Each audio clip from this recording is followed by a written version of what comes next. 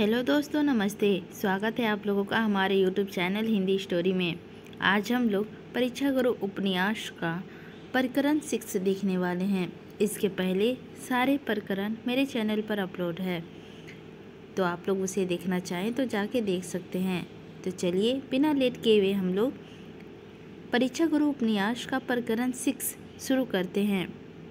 भले भूरे की पहचान।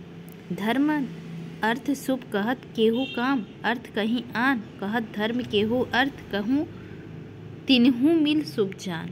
मनुस्मृति।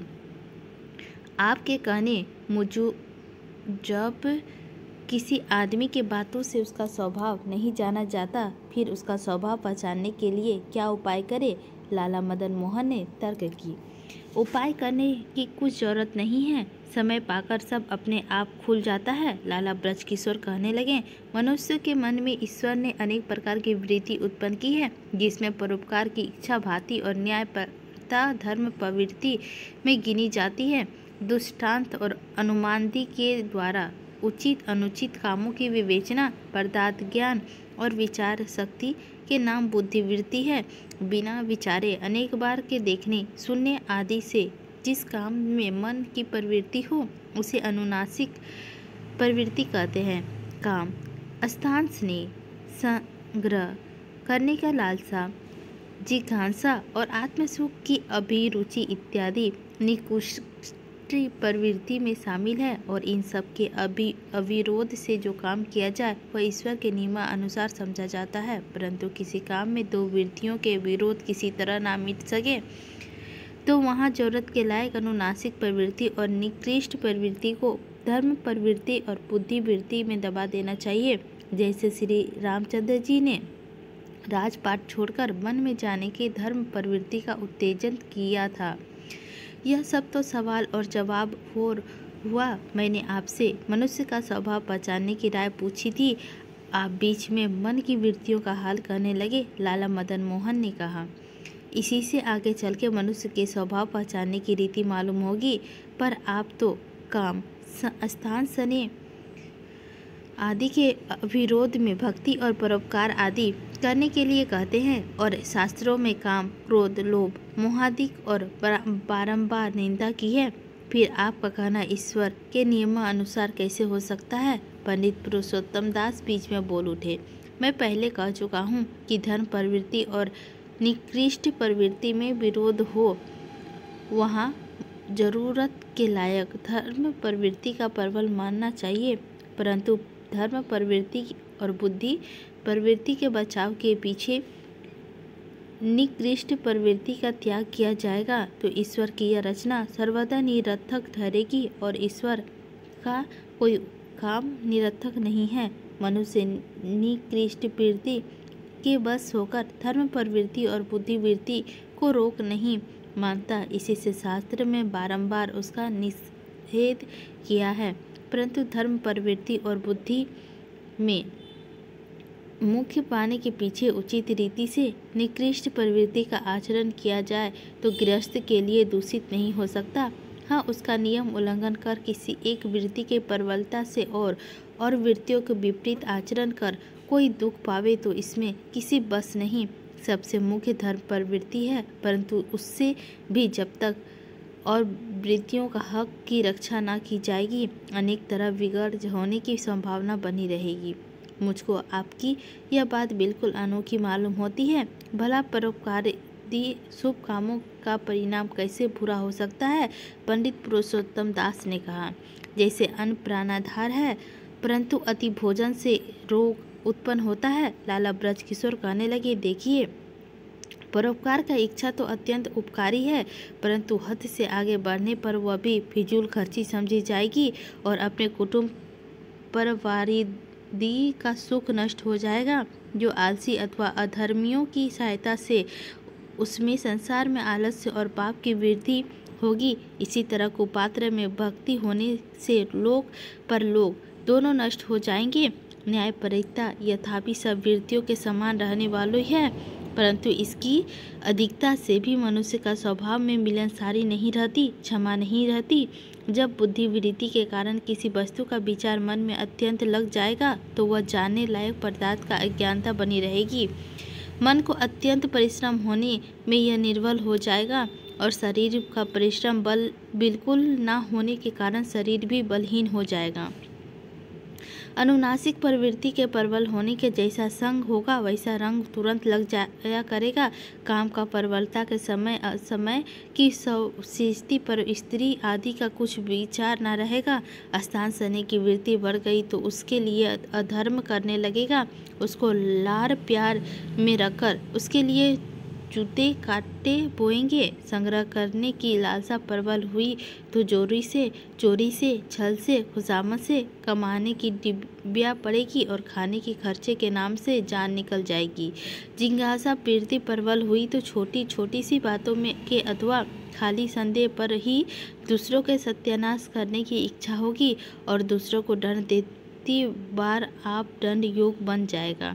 आत्मसुख की अभिरुचि हद से आगे बढ़ गई तो मन को परिश्रम के कामों में से बचाने के लिए गाने बजाने की इच्छा होगी अथवा तरह तरह के खेल तमाशे हंसी चुगल की बातें नशेबाजी और खुशामद में मन लगेगा। गर्व के बल से बिना धर्म किए धर्मात्मा बना चाहेगा। दिन रात बनाव सिंगार में लगे रहेंगे। अपनी मानसिक उन्नति करने के बदले उन्नति करने वालों की दोह करेंगे। अपनी झूठी जीत निभाने के सब बड़ाई करने समझेंगे। अपने फायदे की बातों में औरों के हद का कुछ विचार ना करेंगे। अपने काम निकालने के समय सब आप खुशामती बन जाएंगे। द्रव्य की चाहना हुई तो उचित उपायों से पैदा करने के बदले जुआ बदनी धरोहर रसायन और धरी ढकी दौलत फुरते फिरेंगे। आप तो फिर वही मन की वृत्तियों की झगड़ा ले बैठे। मेरे सवाल का जवाब दीजिए या हार मानिए। लाला मदन मोहन उक्ता से कहने लगे।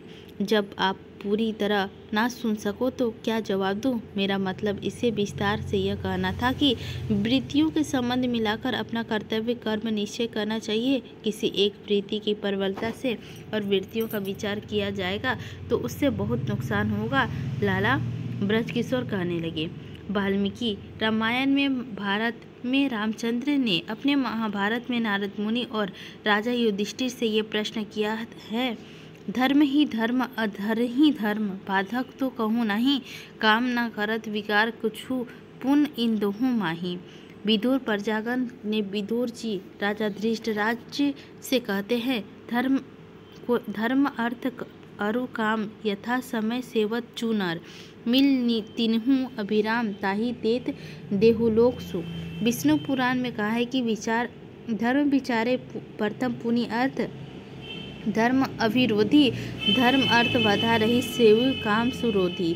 रघुवंश में अतिथि की प्रशंसा करती बार महाकवि कालिदास ने कहा है नरी नीति कायरपनु केवल बल पशु धर्म तासो उभय मिलाए।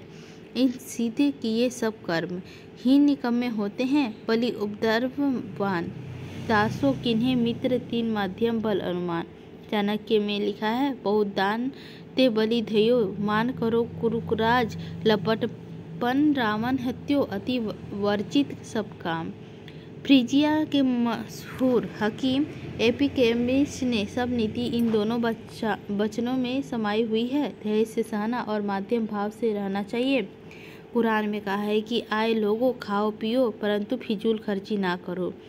वृंद कहता है करज सोए सुधर है जो करिए संभाय अति बरसे बिना जो खेती कुम्हराए। अच्छा संसार में किसी मनुष्य की इस रीति पर पूरा बर्ताव भी आज तक हुआ है। बाबू बैजनाथ ने पूछा क्यों नहीं? देखिए पाइस्ट्रस नामी एथेनियम के नाम इसी कारण इतिहास में चमक रहा है। वह उधार होने की फिजूल खर्ची ना था और किसी के साथ उपकार करके प्रयुक्तिकार नहीं चाहता था बल्कि अपनी मनमानी से ही अपनी मनमानी की चाह न रखता था और वह किसी दरिद्र को मारने की खबर पाता तो उसी क्रियाकर्म के लिए तत्काल अपने पास से खर्च भेज देता। किसी दरिद्र के विपदग्रस्त देखता तो अपने पास से सहायता कर उसके दुख दूर करने का उपाय करता, पर कभी किसी मनुष्य को उसकी आवश्यकता से अधिक देकर आलसी और निरुद्यमी नहीं होने देता था। हाँ, सब मनुष्य की प्रकृति ऐसी नहीं हो सकती। बहुधा जिस मनुष्य के मन में जो वृत्ति प्रबल होती है वह उसको घींच घाच कर अपनी ही राह में ले जाती है। जैसे एक मनुष्य को जंगल में रूपों की थैली पड़ी पावे है, उस समय उसके आसपास कोई न कोई तप संग्रह करने की लालसा कहती है कि इसे उठा लो। संतान स्नेह और आत्म सुख की अभिरुचि संपत्ति देती है कि इस काम से हमको सहायता मिलेगी। न्यायपरता कहती है कि न अपनी प्रशंसा से यह किसी को हमको दी, न हम परिश्रम करके यह किसी से पाई, फिर इस पर हमारा क्या हक है और इसका लेना चोरी से क्या कम है। इसे पर धन समझकर छोड़ चलो। परोपकार का इच्छा करती है कि केवल इसका छोड़ जाना उचित नहीं, जहाँ तक हो सके उचित रीति से इसको इसके मालिक के पास पहुँचाने का उपाय करो। अब इन वृत्तियों में सब वृत्ति के अनुसार मनुष्य काम कर वह उसी मेल में गिना जाता है। यदि धर्म प्रवृत्ति प्रबल रही तो वह मनुष्य अच्छा समझा जाएगा और इस रीति के भले बुरे मनुष्य की परीक्षा समय पाकर अपने आप हो जाएगी। बल्कि अपने वृत्तियों की पहचान कर मनुष्य अपनी परीक्षा भी आप कर सकेगा। राजपाट, धन दौलत, शिक्षा, स्वरूपर, वंश मर्यादा में भले ही बुरे मनुष्य की परीक्षा नहीं हो सकती। विदुर जी ने कहा है, उत्तम कुल आचार पिन करे पर नाम ना कोई, कुलहीनो आचारयुक्त रहे बढ़ई सोई। प्रकरण 7। सावधानी होशियारी। सब भूतन को तत्व लग कर्म योग पहचान, मनुचन के यत्न ही लही सो पंडित गुणवान। विदुर प्रजा करे। यहाँ तो आप अपने कहने में पर खुद ही पक्के ना रहें। आपने केलिपस और डियोन का दृष्टांत देकर यह तो साबित की थी कि किसी की जाहिरी बातों की उसकी परीक्षा नहीं हो सकती, परंतु अंत में आपने उसी के कामों से उसको पहचानने की राय बतलाई। बाबू बैजनाथ ने कहा, मैंने केलिपस के दृष्टांत में पिछले कामों से पहली बातों का भेद खोलकर उसका निज स्वभाव बता दिया था। इसी तरह समय पाकर हर आदमी के कामों से मन में वृत्तियों का निगाह करके उसकी भलाई बुराई पहचानने की राह बतलाई। तो इससे पहली बातों से क्या विरोध हुआ? लाला ब्रजकिशोर पूछने लगे। अच्छा, जब आपके निकट मनुष्य की परीक्षा बहुत दिनों में उसके कामों से हो सकती है तो पहले कैसे बर्ताव रखें? क्या उसकी परीक्षा ना हो जब तक उसको अपने पास ना आने दें? लाला मदन मोहन ने पूछा। नहीं, केवल संदेह से किसी को बुरा समझना अथवा किसी का अपमान करना सर्वदा अनुचित है, परंतु किसी की झूठी बातों में आकर ठगा जाना भी मुकद्दरता से खाली नहीं है। लाला ब्रजकिशोर कहने लगे, महाभारत में कहा है, मन न भरे पतिया हूँ, जिन पतियों ही अति नाही, भेदी सो भय होत ही, जर उखरे छीन माही। इस कारण जब तक मनुष्य का परीक्षा न हो साधारण बातों से उसके जाहिरी बर्ताव पर दृष्टि रखनी चाहिए, परंतु जोखों से काम में उसको सावधान रखना चाहिए। उसका दोष प्रकट होने पर उसको छोड़ने का संकोच ना हो, इसलिए अपना भेदी बनाकर उसका एहसान उठाकर अथवा किसी तरह की लिखावट और जवान पे उसके बसवर्ती होकर अपनी स्वतंत्रता ना खोवे। यद्यपि किसी के विचार में छल बल की प्रतिज्ञाओं का निबरा आवश्यक नहीं है, परंतु प्रतिज्ञा भंग करने की अपेक्षा पहले विचार कर प्रतिज्ञा करना हर भ्रांत अच्छा है। ऐसी सावधानी तो केवल आप लोगों से ही हो सकती है जो दिन रात इन्हीं बातों में चारा विचार में लगा रहे। लाला मदन मोहन ने हंसकर कहा, मैंने ऐसे सावधान नहीं हूँ, परंतु हर काम के लिए सावधानी की बहुत ज़रूरत है। लाला ब्रजकिशोर कहने लगे, मैं अभी मन की वृत्तियों का हाल कहकर अच्छे बुरे मनुष्य की पहचान बता चुका हूँ, परंतु उनमें से धर्म प्रवृत्ति की प्रबलता रखने वाले अच्छे आदमी से भी सावधानी बिना किसी काम के नहीं है, क्योंकि वे बुरी बातों को अच्छा समझकर धोखा खा जाते हैं। आपने सुना होगा कि हीरा और कोयला दोनों में कार्बन है और इसमें बनने की रसायन क्रिया भी एक सी है, पर दोनों में कार्बन रहता है। केवल इतना अंतर है, हीरे में नीरा कार्बन जमा रहता है और कोयले में उसे कोई खास सूरत नहीं होती। जो कार्बन जमा हुआ दृढ़ रहने के बहुत कठोर, स्वच्छ, श्वेत और चमकदार होकर हीरा कहलाता है, वही कार्बन परमाणुओं को फैल फूट और उटल पुटल कर होने के कारण काला, छिरछरा, बोदा और एक सूरत में रहकर कोयला कहलाता है।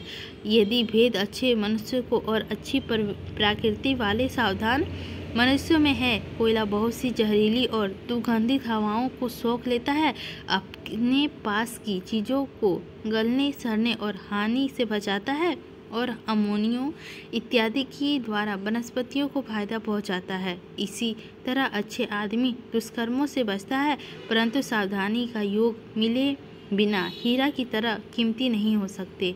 मुझे तो यह बातें मन कल्पित मालूम होता है, क्योंकि संसार के बर्ताव से इनकी कुछ विद नहीं मिलती। संसार में धनवान, कुठत, दरिद्री, पंडित, पापी, सुखी, धर्मात्मी, दुखी, असाधारण अधिकारी, सावधान आज्ञाकारी भी देखने को आते हैं, मिस्टर शंभुदयाल ने कहा।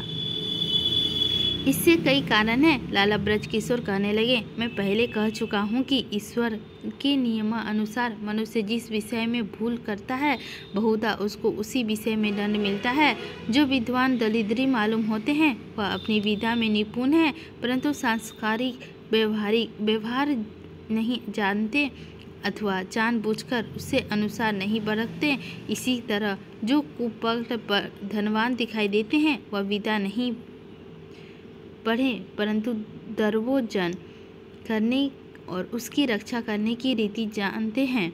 बहुधा धनवान रोगी होते हैं और गरीब निरोगी रहते हैं। इसका यह कारण है कि धनवान दर्पोपर्जन करने की रीति जानते हैं, परंतु शरीर की रक्षा उचित रीति से नहीं करते, और गरीब की शरीर की रक्षा उचित रीति से बन जाती है, परंतु वे धनवान होने की रीति नहीं जानते। इसी तरह जहाँ जिस बात का कसर होती है, वहाँ उसी चीज़ की कमी दिखाई देती है, परंतु कहीं कहीं प्रकृति के विपरीत पापी सुखी, धर्मात्मा दुखी, सावधान आज्ञाकारी दिखाई देते हैं। इसके दो कारण हैं। एक यह है कि संसार की वर्तमान दशा के साथ मनुष्य का बड़ा दृढ़ संबंध रहता है, इसलिए कभी औरों को हेतु उसके विपरीत भाव हो जाता है। जैसे माँ बाप के वर्षे से दर्व अधिकारी या क्षरण रोगाती मिलते हैं, अथवा किसी और की धरी हुई दौलत किसी और के हाथ में लग जाने से उसका मालिक बन बैठता है, अथवा किसी अमीर की उदारता से कोई नालायक धनवान बन जाता है, अथवा किसी पास पड़ोसी के गलत से अपना सम्मान जल जाता है, अथवा किसी दयालु विद्वान के हितकारी उपदेशों के कुपद मनुष्य विद्या का लाभ ले सकते हैं, अथवा किसी बलवान लुटेरे को लूट मार से कोई गृहस्थ सब धन और तंदुरुस्ती खो बैठते हैं। और ये सब बात लोगों के हक का अन्यायस होती रहती है, इसीलिए इसको सब लोग परंद मल फल मानते हैं। परंतु ऐसी प्राधमती लोगों को जिसको कोई वस्तु अनायास मिल गई, पर उसके स्थिर रहने के लिए इसके लायक कोई वृत्ति अथवा सब वृत्तियों की सहायता स्वरूप सावधानी ईश्वर ने नहीं दी, तो वह उस चीज़ को अंत में अपनी स्वाभाविक वृत्तियों का प्रबलता से वह वस्तु अधिक हुई तो उसमें उन वृत्तियों का नुकसान गुप्त रखकर समय पर ऐसे प्रकट होते हैं, जैसे बचपन में बेमालूम चोट बड़ी अवस्था में शरीर का निर्बल पाकर अचानक कसक उठे, या शतरंज में किसी चाल की भूल का असर 10-20 चाल पीछे मालूम हो। उस पर ईश्वर की कृपा से किसी को कोई वस्तु मिलती है तो वह उसके साथ ही उसके लायक बुद्धि भी मिल जाती है, या ईश्वर की कृपा से किसी कायम मुकाम प्रतिनिधि वगैरह की सहायता पाकर उसे ठीक ठाक काम चलाने का वाहक बन जाता है, जिससे वह नियम निभे जाते हैं। परंतु ईश्वर का नियम मनुष्य से किसी तरह नहीं टूट सकते। मनुष्य क्या मैं तो जानता हूँ, ईश्वर से भी नहीं टूट सकते। बाबू बैजनाथ ने कहा, ऐसा विचारना अनुचित है। ईश्वर को सब समर्थ है। देखो, प्रकृति का यह नियम सब जगह एक साथ देखा जाता है। गर्म होने से हर एक चीज़ फैलती है और ठंडी होने से सिमट जाती है। यही नियम 212 डिग्री तक जल के लिए भी है, परंतु जब जल बहुत ठंडा होकर 32 डिग्री पर बर्फ बनने लगता है तो वह ठंड से सिमटने के बदले फैलता जाता है और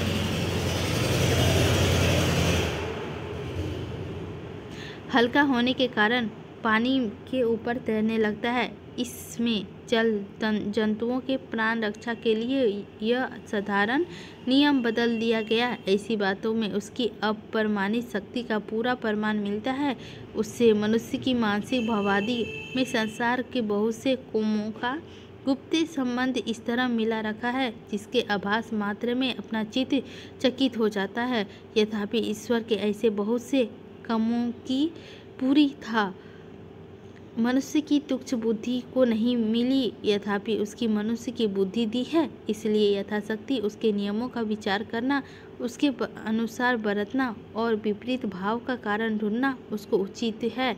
सो मैं अपनी तुच्छ बुद्धि का अनुसार एक कारण पहले ही कह चुका हूँ। दूसरा यह मालूम होता है कि जैसे तारों की छां चंद्रमा की चांदनी में और चंद्रमा की चांदनी सूर्य की धूप में मिलकर अपने आप को उसका तेज बढ़ाने लगता है, इसी तरह बहुत उन्नति में साधारण उन्नति अपने आप मिल जाती है। जब तक दो मनुष्य का अथवा दो देशों का बल बराबर रहता है, कोई किसी को नहीं हरा सकता। परंतु जब एक उन्नतिशाली होता है, आकर्षणशाली और नियमानुसार दूसरे के सिमर्दी अपने आप उसकी तरफ को खींचने लगती है। देखिए, जब तक हिंदुस्तान में और देशों में बढ़कर मनुष्य के लिए वस्त्र और सब तरह के सुख का सामग्री तैयार होती है, रक्षा के उपाय ठीक बन रहे थे, हिंदुस्तान का वैभव प्रतिदिन बढ़ता जाता था। परंतु जब से हिंदुस्तान का एक टूटा और देशों में उन्नति हुई, भाप और बिजली आदि कलों के द्वारा हिंदुस्तान की उपेक्षा, थोड़े खर्च, थोड़ी मेहनत और थोड़े समय में सब काम होने लग गया। हिंदुस्तान में घटती के दिन आ गए। जब तक हिंदुस्तान इन बातों में और देशों के बराबर उन्नति ना करेगा, यह घाटा कभी पूरा ना होगा। हिंदुस्तान की भूमि में ईश्वर और की कृपा से उन्नति करने के लायक सब कुछ समान बहुतायत से मौजूद है। केवल नदियों के पानी में बहुत तरह के केले सब सकती है, परंतु हाथ हिलाए बिना अपने आप ग्रस मुख में से नहीं जाता। नई युक्तियाँ का उपयोग किए बिना काम नहीं चलता। पर इन बातों से मेरा यह मतलब हरगिज़ नहीं है कि पुरानी सब बातों बुरी और नई सब बातें एकदम अच्छी समझ ली जाए। मैंने यह दृष्टांत केवल इन विचार से दिया है कि अधिकार और व्यापारी के कामों में कोई युक्ति किसी समय काम की होती है, वह भी कालांतर में पुरानी रीति भ्रांत पलट जाने पर अथवा किसी और तरह का सूंधी राह से निकल आने पर अपने आप निरर्थक हो जाती है। और संसार के सब कामों का संबंध परस्पर ऐसा मिला रहता है कि एक अवनति का असर दूसरों का तत्काल से हो जाता है। इस कारण एक सावधानी बिना मन की वृत्तियों में ठीक होने पर भी जमाने के पीछे रह जाने से कभी अपने मन अवनति से हो जाती है, और यही कारणों से कहीं प्रवृत्ति की विपरीत भाव दिखाई देता है। इससे तो यह बात निकली कि हिंदुस्तानी में इस समय कोई सावधान नहीं है। मुंशी चुन्नीलाल ने कहा, नहीं, यह बात हरगिज़ नहीं है, परंतु सावधानी का फल पर्सन के अनुसार अलग अलग होता है। लाला ब्रजकिशोर कहने लगे, तुम अच्छी तरह विचार कर देखोगे तो मालूम हो जाएगा कि हर एक समाज का मुखिया कोई नीरा विद्वान अथवा धनवान नहीं होता, बल्कि बहुधा सावधान मनुष्य होता है और जो खुशी बड़े राजाओं को अपने बराबर वालों में प्रतिष्ठा लाभ से होती है, वही एक गरीब से गरीब लकड़हारे को भी अपने बराबर वालों से इज्जत मिलने से होती है। और उन्नति का प्रसंग हो तो वह धीरे धीरे उन्नति भी करता है, परंतु इन दोनों में उन्नति का फल बराबर नहीं होता, क्योंकि दोनों की उन्नति करने का साधन एक से नहीं मिलते। मनुष्य जिन कामों में सदैव लगा रहता है अथवा जिन बातों के बार बार अनुभव करता है, बहुधा उन्हीं कामों में से उसकी बुद्धि दौड़ती है। और किसी सावधान मनुष्य की बुद्धि किसी अंगूठी काम में दौड़ी तो वह उसके काम में लाने के लिए बहुत करके मौका नहीं मिलता। देश की उन्नति अवनति आधार वहाँ की निवासियों की प्रकृति पर है।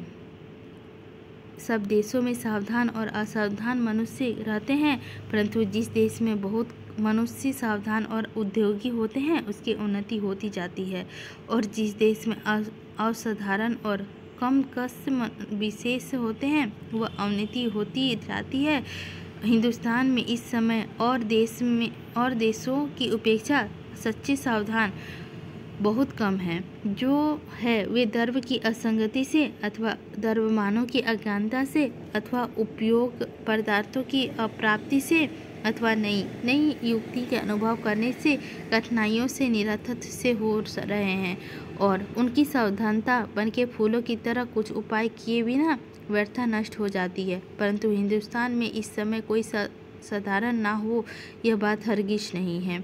मेरे जान तो आजकल हिंदुस्तान में बराबर उन्नति जाती है। जगह जगह पढ़ने लिखने की चर्चा सुनाई देती है और लोग अपना हक पहचानने लगे हैं। बाबू वैजनाथ ने कहा, इन सब बातों से बहुत सी सर्वार्थपरकता और बहुत सी अज्ञानता मिली हुई है, परंतु हकीकत में देशों उन्नति बहुत थोड़ी है।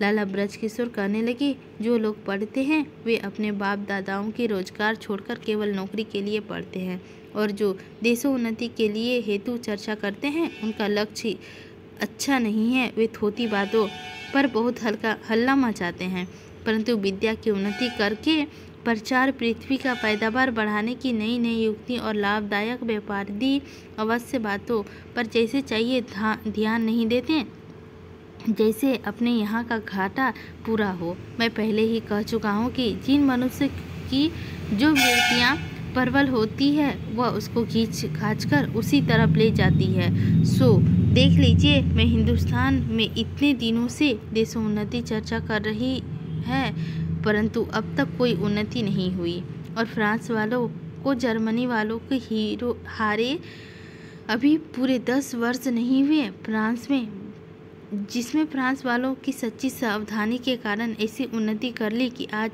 सब सुधरी हुई बलायतों से आगे दिखाई देते हैं। अच्छा, आपके निकट सावधानी की पहचान क्या है?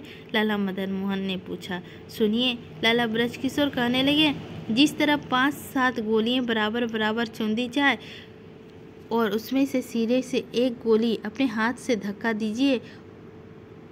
दे दिया जाए तो हाथ के बल पृथ्वी, उसका आकर्षण शक्ति, हवा आदि सब कार्य कारणों का ठीक ठाक चलने से आपस में टकराकर अंत में गोली कितनी दूर तक लुढ़केगी इसका अंदाज हो सकता है।